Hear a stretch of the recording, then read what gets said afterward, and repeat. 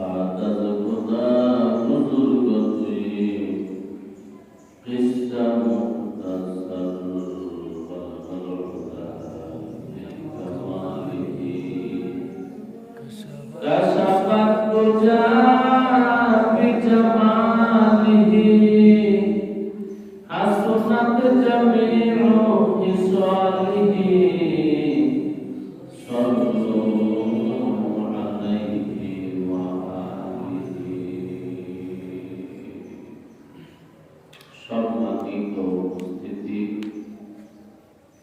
আমার ইমানি ভাইরা, আজ জুমাবার, জুমার 2 রাকাত নামাজ আদায় করার উদ্দেশ্যে আল্লাহর ঘর পর্যন্ত আমরা আসতে পারলাম। সুস্থ আছি, সবল আছি, সমস্ত মুসিবত থেকে হেফাজতে আছে। যে সময়ে চার থেকে বিপদ আর বিপদ, মুসিবত, আযাব, গজব, ফিতনা, হাসাদ, আল্লাহ রাব্বুল আলামিন আমাদেরকে সুস্থ রাখছেন, সবল রাখছেন, দুনিয়ার সমস্ত আযাব গজব থেকে হেফাজত রাখছেন।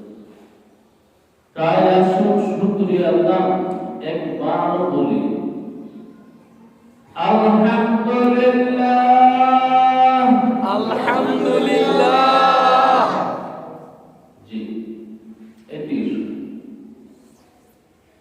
চারদিকে অন্ধকার, চারদিকে সমস্যা। তবে সেই আইয়ামে জাহিলিয়াতের অন্ধকার না, শিক্ষা নামের অন্ধকার। আইয়ামে জাহিলিয়াতে শিক্ষা ছিল না, এখন শিক্ষার অন্ধকার।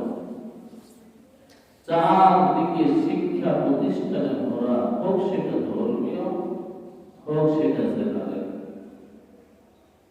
প্রতিটা গ্রামে, পাড়ায়, মহল্লায় শিক্ষা প্রতিষ্ঠান, শিক্ষা প্রতিষ্ঠান, শিক্ষা প্রতিষ্ঠান। প্রত্যেকটা মানুষ শিক্ষিত, শিক্ষিত, শিক্ষিত। এখন মুহূর্তে চারদিকে ধর্মান, ধর্মান, পাচার। কারে কে করবে, কারে কে মারবে, কারে কে খাবে, আর জবাব প্রচুর নাই। সবচেয়ে বড় অস্ত্র জবাব চালাচ্ছে হাত দম। প্রত্যেকটা মুহূর্তে আমার জবাব চলে। জবাব চলে কিসের কাছে? আল্লাহর জিকিরে না, মানুষের বদনামে। ওই ভালো, ওই খারাপ মানুষ, এমনকি কাফের, কাফেরের চেয়েও বড় আরেকটা আছে, সেটা হলো মুনাফিক। ওই তো মুনাফিক। আস্তাগফিরুল্লাহ।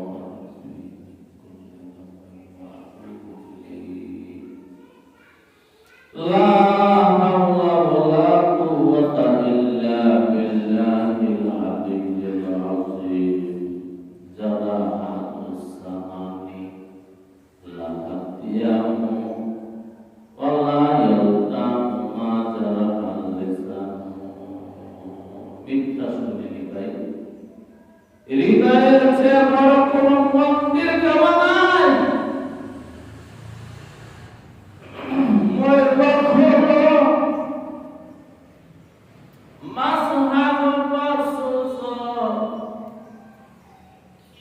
আত্মসন্তান কাবাজম ওয়াফর মাসহাফর ওয়াসুজু আত্মসন্তান কাবাজম সাগনে পুখানায় বাস মতমাজাদি ওয়াকুম যে মূর্তি পূজার জন্য মূর্তি পূজার নাম ইস্তেগফার করলে তওবা করলে এখন মাফ, কিন্তু পরের বদনামের কোনো মাফ নেই।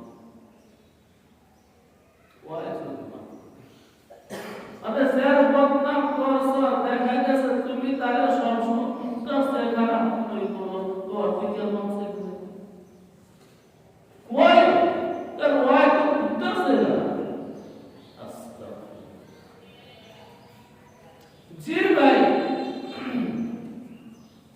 মূর্তি পূজা করার চেয়ে বড় পাপ এই জিব্বাটা দিয়ে আমাদের বদনাম করা, মদ খাওয়ার চেয়ে বড় পাপ।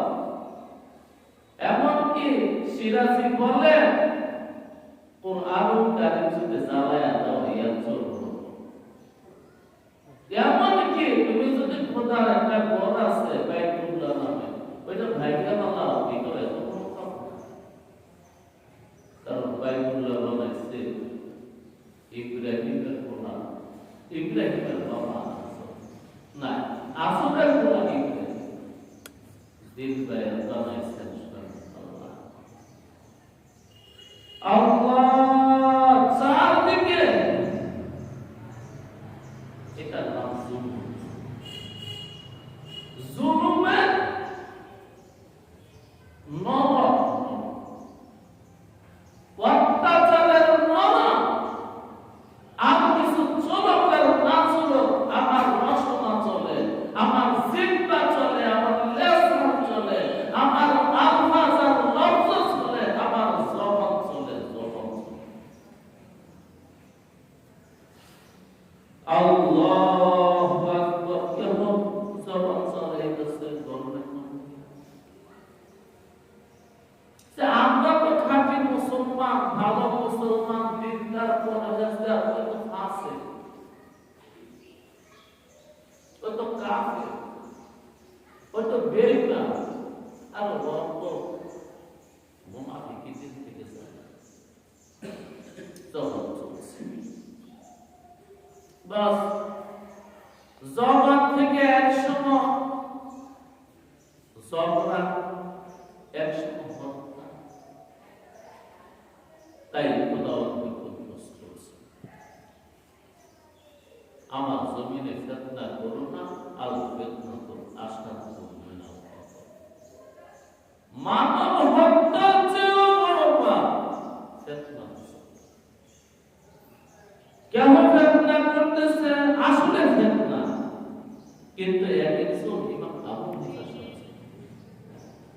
বাস মনে যা চায় ইজতিহাদ করে ইস্তেগফার করে আর চালাই দিতেছে। ধর্মের নামে বদনাম। আরেকজনের দেশবিরোধী রাজনীতিবিদ বাস সে করতেছে আরেকজনের বদনাম। আরেকজনের শিক্ষিত মানুষ, সে করতেছে আরেক শিক্ষিত মানুষের বদনাম। যা আগে ওয়াইজে কত বড় খারাপ আর কি তো সেটা তো তোরা বুঝিস না, আমি তো বুঝি, আমি কিতাবে পড়ছি। এক উকিলে আরেক উকিলের বদনাম, এক হাকিমে আরেক হাকিমের বদনাম।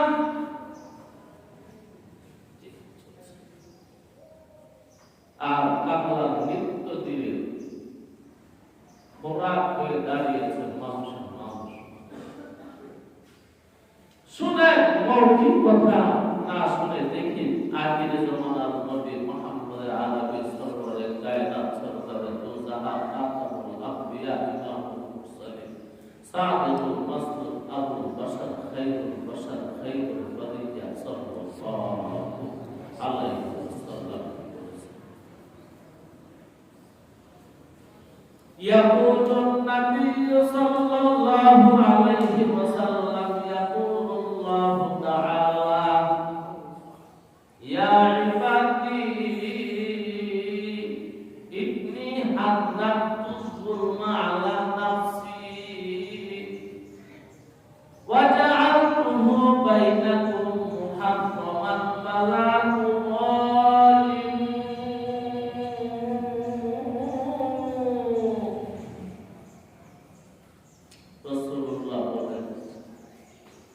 আল্লাহ বলছেন আমার কাছে, ইয়াকুলুল্লাহ তাআলা,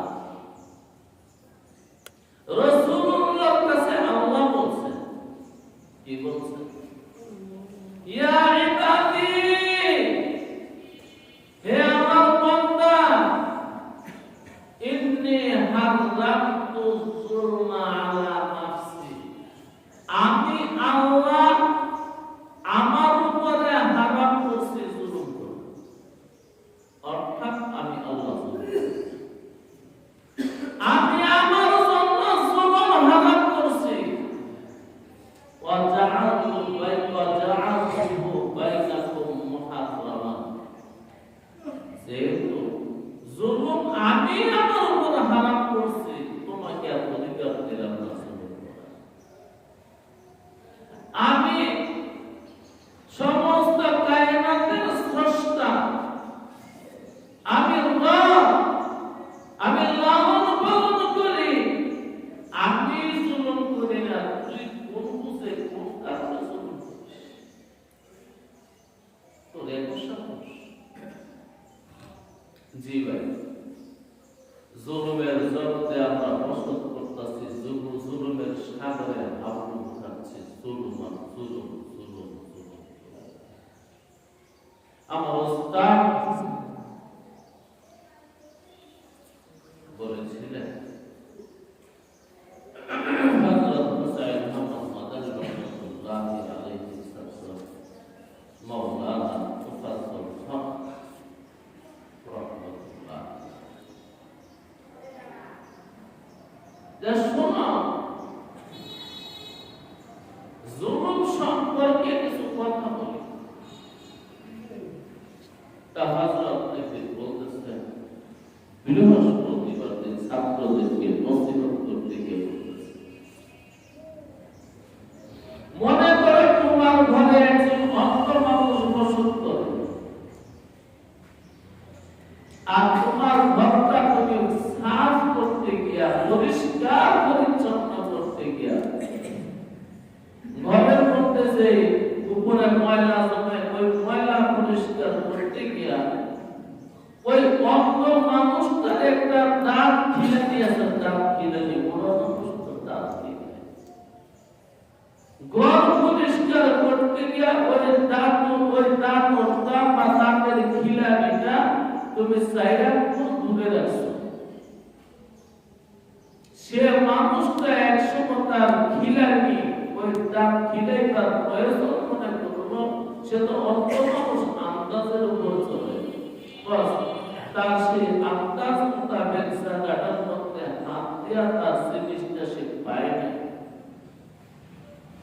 না পাওয়াতে এখন তার হাতটা আশেপাশে চালায় আর একটা পেরেশানি।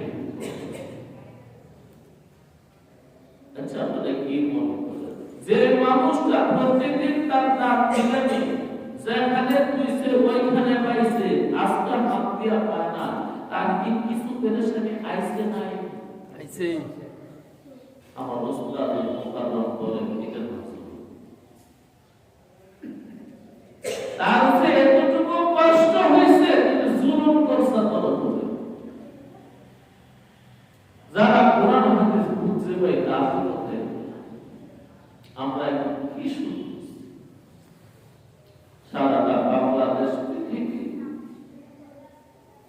আমার পৃথিবী আছে, এই বাংলাদেশ মসজিদের দেশ, বাংলাদেশ আলেমের দেশ, বাংলাদেশ মাদ্রাসার দেশ, মাদ্রাসার দেশ, মসজিদের দেশ, আলেমের দেশে পর্যন্ত চারদিকে জুলুম আর জুলুম, অত্যাচার, নির্যাতন, নিপীড়ন, এতই জুলুম।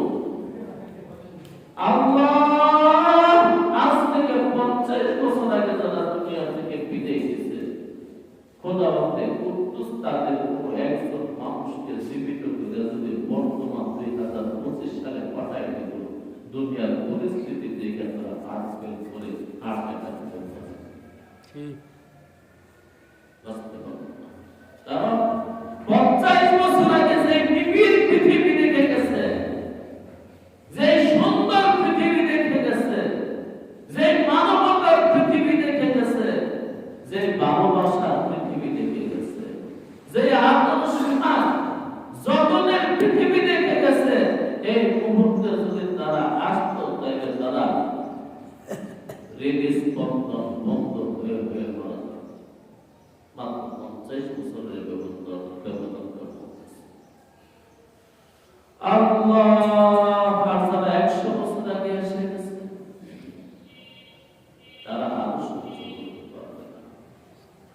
আল্লাহ বলেন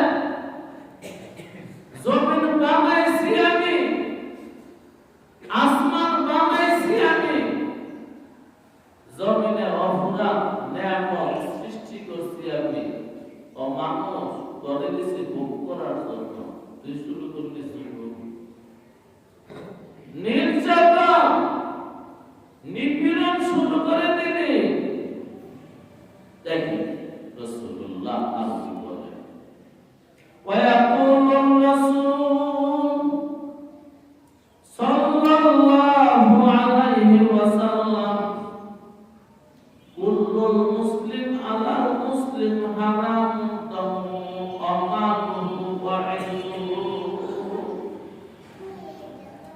মুসলমান আরেকটা মুসলমানের রক্তপাত করা তোমার উপর হারাম, তার মাল আত্মসাৎ করা হারাম, তার ইজ্জত নষ্ট করো।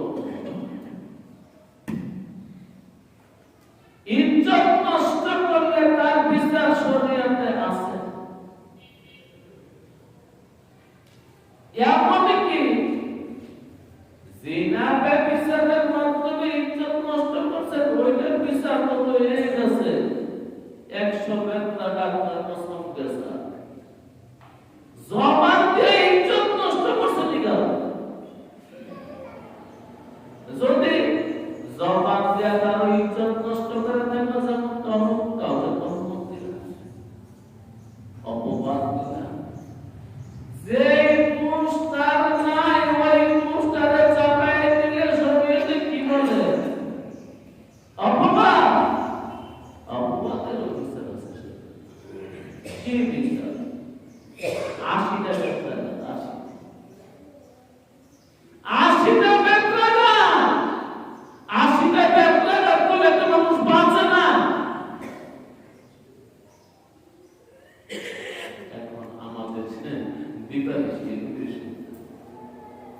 একমাত্র আমি আল্লাহ, আমি গাউস কুতুব বীরদর্দেশ, আর বাকি যা আছে সব শিয়া কুতুবের লোক। চারদিকে এসব কিছু ইয়ার বাহিরে কিছু সুপার নাই।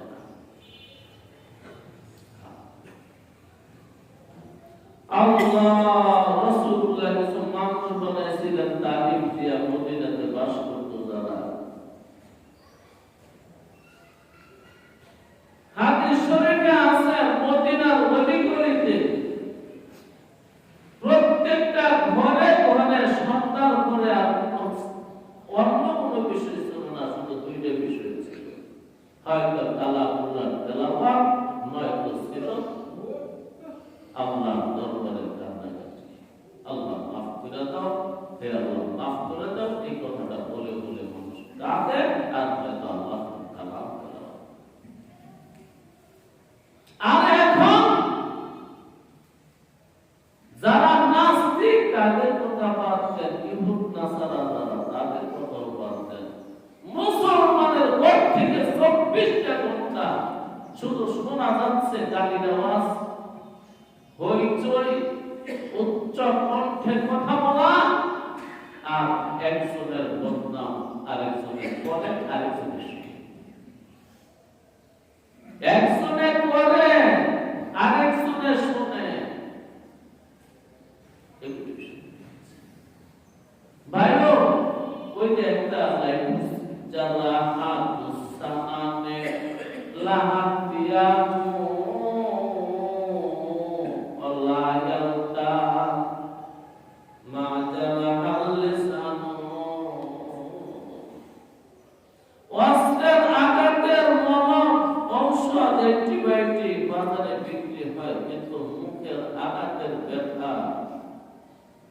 আর ঘাস উঠাইবার কোনো ঔষধ বাজারে বিক্রি হয় নাই, আজও আসে নাই, আজও বিজ্ঞান আবিষ্কার করতে পারে নাই। 100 বছর আগে দাঁড়িয়ে দিয়েছিল তার বাবা, ওইটা সে আজ 50 বছর আগে দাঁড়িয়ে দিয়েছিল তার সে আজ বলে। দোস্ত,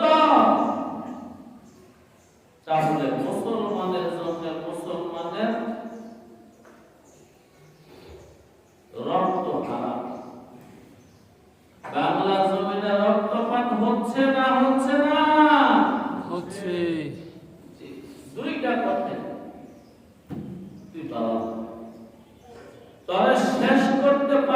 এর মানে খোদার দরবারে আমি হয়তো শহীদ হব নয়তো গাজী।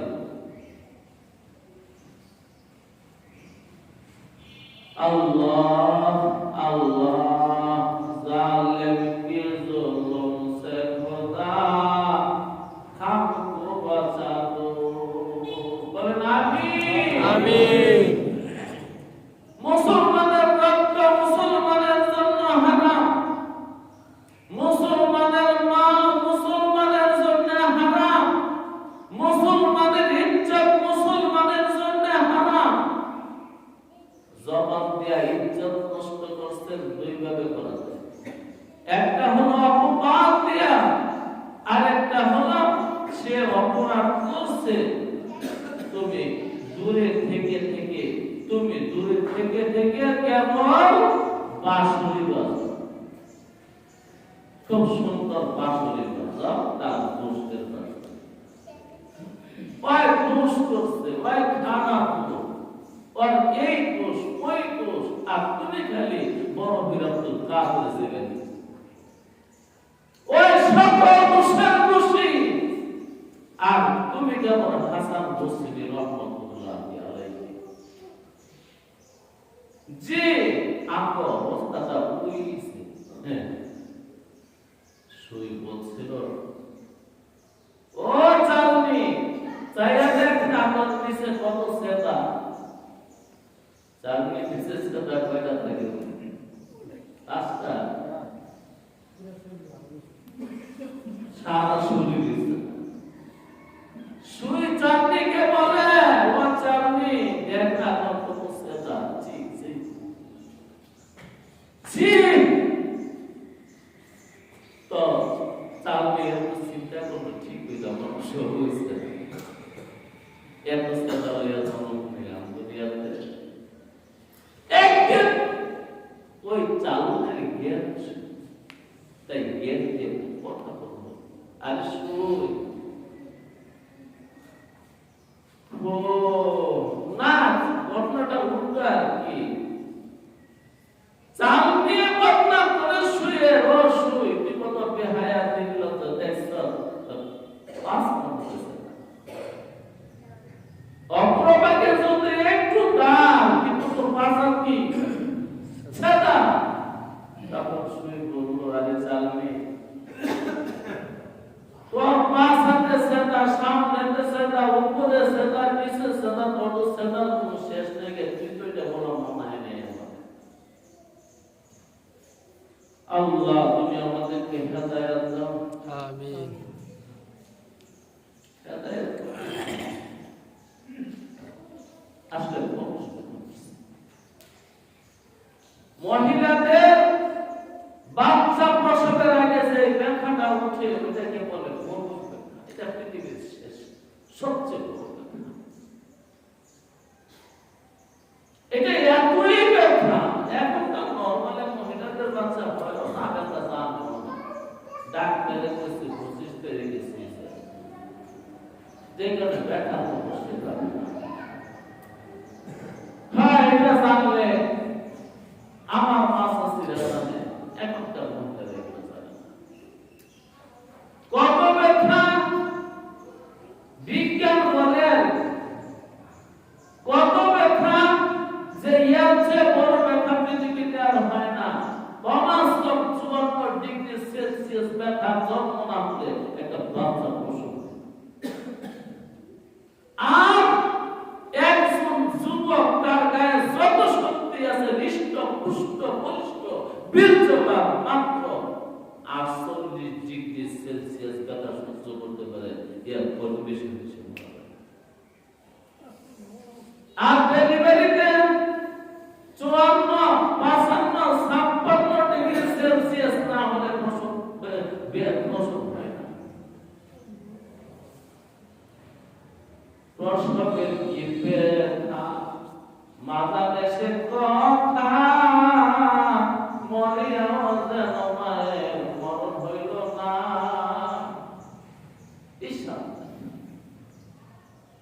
তবে দুনিয়াতে প্রসব ব্যথা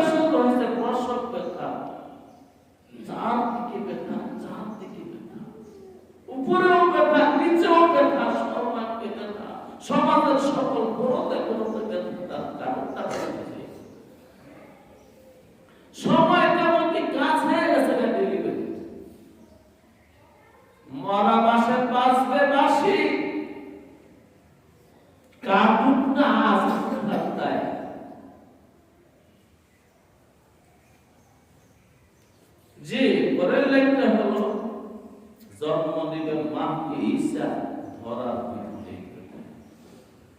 আসতেছে ব্যথা নিবারণ করার জন্য সার্জন আসতেছে। দুইজন সার্জন একসাথে আসবে। একজন নাম মাহদী, আরেকজনের নাম হলো ঈসা মসিহ। ব্যথা পৃথিবীর সেরে যাবে। এই ব্যথা সারাইবার জন্য ঔষধ এবং সার্জিক্যালের ডাক্তার তো অপারেশন করার জন্য সমস্ত যন্ত্র নিয়ে আসতেছে। ইমাম মাহদীকে দিয়ে যুদ্ধ করেছে। কেমন যুদ্ধ? আল্লাহর নবী মুহাম্মদুর রাসূলুল্লাহ সাল্লাল্লাহু আলাইহি ওয়াসাল্লাম বলে গেছেন, এমন যুদ্ধ পৃথিবীতে একজন কাফের বেঈমান মুশরিক নাস্তিক বিশ্বাস করেন রাসূলের কথা? জি। এগুলা দুর্বল হাদিস না, দুর্বল হাদিস না, এগুলা বুখারী মুসলিমের হাদিস। একজন কাফের, একজন বেঈমান মুশরিক মুরতাদ নাস্তিক দুনিয়াতে থাকবে না, মুসলমানরা থাকবে। তাও কেমন মুসলমান থাকবে? আল্লাহু আকবার। রাসূলুল্লাহ সাল্লাল্লাহু আলাইহি ওয়াসাল্লাম বলেন, যে কজন মুসলমান থাকবে তারা হাজারে একজন। কাফের তো নাই, বেঈমান মুশরিক মুরতাদ নাই, আছে মুসলমান, তারাও হাজারে একজন। যেমন আমাদের কিলদোয়া গ্রামে ৮,০০০ মানুষ আছে, তাহলে বুঝা গেল রাসূলের অল্প অনুপাতে, ভবিষ্যৎবাণী অনুপাতে ৮,০০০ এই ৯,০০০ মানুষ থেকে ৯ জন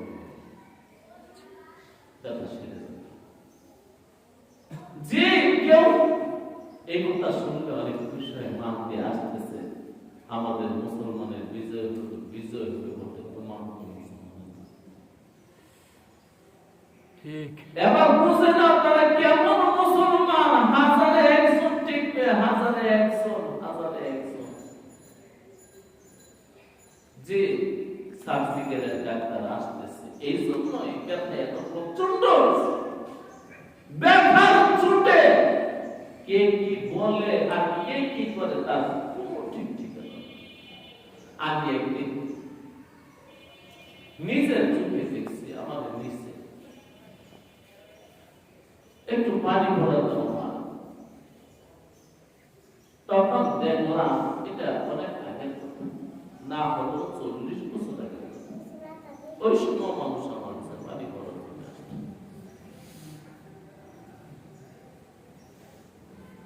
মহিলাটার বাচ্চা হবে, মহিলাটা বলতে আমি যে চোখে দেখছি, আমার যতটুকু জ্ঞান আছে, মহিলাটা বলতেছে,